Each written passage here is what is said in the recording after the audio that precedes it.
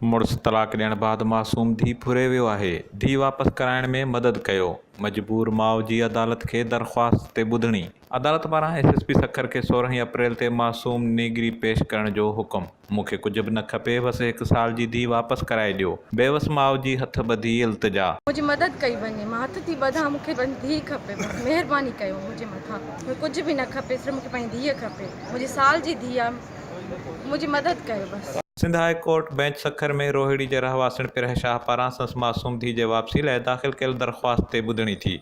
ॿुधणी दौरान मजबूर माउ पिरह शाह अदालत खे इल्तिजा कंदे चयो त मूंखे कुझु बि न खपे, बस 1 साल जी मासूम धी वापस कराए ॾियो।